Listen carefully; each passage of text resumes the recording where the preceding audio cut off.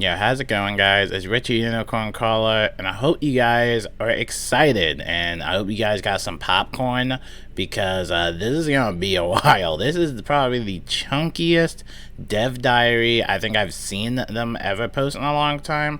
So we're just gonna jump right into it, and I'm gonna try and skim through some of it, or at least most of it, because I don't want to make like a 50-minute video of me boring you to death. So I highly encourage you guys to just read this for yourself. But without further ado, we're gonna jump right into it. This whole dev diary is chunky, but the main thing is that it revolves around matchmaking, Maycast, and the meta developer diary. It concerns about matchmaking. Obviously, they know that matchmaking has been a little bit bugged lately and all that stuff. Maycast are also getting kind of like a rework, or at least they're getting some notice. Now this one, I thought this interesting part, or this segment was interesting. It talks about the meta of being slow pace slash a shield spam. Another interesting result from the last round of changes is the emergence of a new shield spam meta. Obviously, if you guys don't know, shields are part of the game, and obviously people can spam them. Honestly, I haven't seen much shield spamming. Well, I haven't even played PvP in a long time. Let me just be honest. But yeah, I guess there's some sort of shield spam meta where people are spamming a lot of shields, so they will be looking into that and maybe doing some more spell audits with the shields, or fine-tuning them or something like that. So hopefully that's fixed, and hopefully people stop spamming shields, I guess. But here's all the hotfix of what they just did. These are the Maycast adjustments. Now these have reduced casting rates in PvP. I'm not sure if these will be for PvE. So Maycast Outlaw's Courtesy, Maycast Mana Burn, Maycast Dragon Blade, and Dragon Lance. Both of those have been notoriously spammy in PvP, so I'm glad that they kind of reduced the casting rates for that. Maycast Balance Blade, Maycast Brace, and Fortify.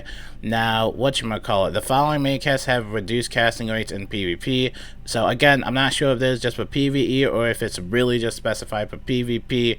So these are the PvP combat stat adjustments. Again, this is just for PvP. First, we've increased the PvP damage intersection from 100 to 125. This means that all schools will now get a 1 in 1% damage increase up to 125 damage stat.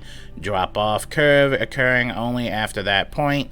Players should not expect any dramatic damage increase from this change, nor do we expect to fix the slow meta, but with these new limit parameters available to us, it's worth tweaking a bit to see if it moves things in the right directions. And second, we're adjusting the crit damage multiplier, raising the potential damage of the crit. Again, you won't really see much of like a change. However, it will add value to successful criticals. So now we go into the matchmaking, which has been one of the big problems in PvP. A lot of people have just been having trouble finding matches. Takes them a long time to queue up. You know, I know what it feels like. I play video games too. Anyway, the matchmaking server will now sort players as follows: by your tier, your level band, your rank, and your rating. So that's how the matchmaking is. It's gonna try and get you into a match that is matched up with somebody else alongside your skill level. So it might take some time depending on how many players are in there, but again, that's how the matchmaking server is gonna be, basically. So restore the option prompt. We have restored the option for lower ranked players to opt in to a match with higher ranked players. Now this option is only available for rank mismatches, not tier or level band, and it is only available to players at Sergeant or above. Now Private and Corporal may not opt in. So now these are the change to the queue parameters. In our hotfix of 6.9, we added additional data logging to allow us to inspect matchmaking server process. Based on the data reporting, we've made some changes to the queue parameters, the wait time between matches from 5 minutes to 3 minutes. So the matchmaking server will continue to wait until a minimum healthy queue size is reached, and it will continue to kick off matches sooner if a maximum healthy queue size is reached before 3 minutes is up. This one is the biggest one right here, everybody. This is for everybody. PvP is free to play. Alright, this is awesome. Now we do intend and are still exploring options to open the 5th Age PvP in some fashion to free-to-play players. However, we have concerns about the quality of players this will bring into the 5th Age, in both in terms of unearned rank farming from unskilled players, as well as the possible issues around boosting. Most importantly, because PvP is still very much fun, under construction. So I think what they're trying to say is that they're kind of afraid to make PvP free just because they don't know what type of players are gonna be like in it, you know, like noobs or people farming off of people, you know, it's all over the place. So they're just kind of concerned with that. I mean, personally for me, I'm not playing PvP either way. I don't even care. They gave me like 5,000 crown. I'm still not touching PvP, but again, it's free though. Try it out, and you know, they changed a lot with PvP. Just try it out. Maybe have some friends over, you know, just try it out or something like that. Now this is mostly to improve matchmaking. I thought this was interesting, but also to widen our pool of feedback to include those players who we'd like to win over for the 5th Age. So again, with this whole PvP being free, we might see an increase to the matchmaking, or at least some benefits coming in from that. So hopefully you find a little bit more matches better, and yeah, hopefully we see a little bit more activity with PvP though. So now this is coming soon, and this is generally for everybody.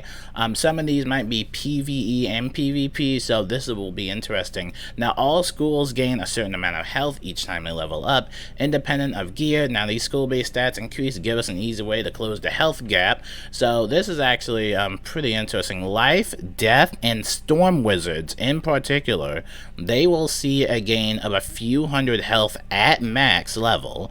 Now, a smoothing of health gains for other schools like, you know, Ice and, you know, what was it, Balance and Death.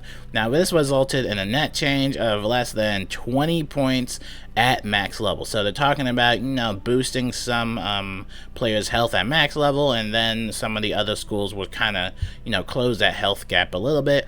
Now, Pet Maycast Full Pass, this is an interesting topic.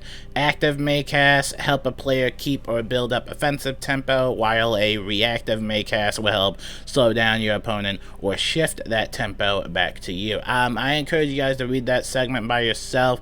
It's pretty cool what they're doing with Maycast and stuff like that. However, this might be a change for both PvP and PvE, so this might actually affect people that do the decathlon and that rely on their pet a lot. So again, definitely want to review that one. Definitely want to check that one. They're making some changes to Taunt and Pacify, specifically for PvP. Taunt and Pacify have the potential to indirectly but significantly increase the value of minion play. Also, speaking of minions, we're getting some minion buffs. We've identified a short list of minions where a slight AI tweak may make them more useful both for PvP and PvE. Coupled with the changes of Taunt and Pacify, I am super excited for that. And hey, we might see some more minions in PvP. That would be interesting. So, a minion meta may arise to provide players with additional PvP strategies. Treasure card gating, it talks about, you know, how treasure cards are being worked on. To determine the level for each treasure card, we started with the level of the learn spell and stuff like that. So here's the basic example. A treasure card that matches a spell learned at level 18 would be pushed down to level 10 for the purposes of treasure card gaining. Speaking of treasure card, we're getting more treasure cards, so I'm super excited for that. We're adding one new trainable spell for each school. In most cases, these will shore up existing gaps in utility. Example, hit plus global. So I am super excited because, you know, Life Wizards basically got like 2 damage globals from the spider, like the spider and then the regular one. So yeah, I'm super excited for that. Now this is still to come. We got the ELO system coming back, or we got the rank reset. We got the new PvP events / current. Oh my god, I just choked for a second. But anyway, there's going to be some new PvP events and currency and rewards, and I think the other ones are going to be retired. Something conclusion goes here, yada yada yada. Thanks, Ben Ratbeard Durbin. Can I just say, Ratbeard did an amazing job with this dev diary. I mean, definitely read the full thing for yourself. I just think, I know he's trying hard. I know everybody doesn't like Ratbeard and stuff like that, and I know that he's trying hard, but yeah, it's just nice to see him write that full page down. And I talked about, it's always about transparency and keeping everybody in the loop, so thank you, Ratbeard, for that, and thank you, everybody. My name is Richard Unicorn Caller, and I'll let you guys go, and peace out.